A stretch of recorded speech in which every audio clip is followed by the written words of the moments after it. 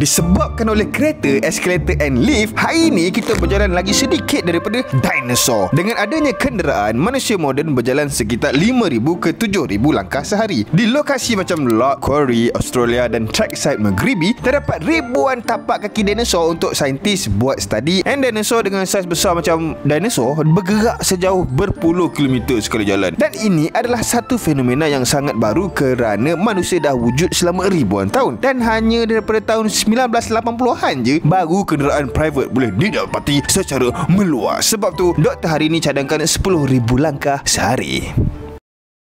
Kau ni tidur je. Biar. Kau ni macam macam apa? Macam cakap lah. Kau ni macam manusia.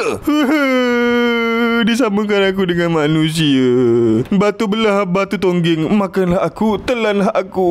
Okay, sure, no worries. But before that, kita buat survey dulu. Okay, fine. So, kita ada 13 lokasi franchise batu belah. Kenapa pilih saya ya?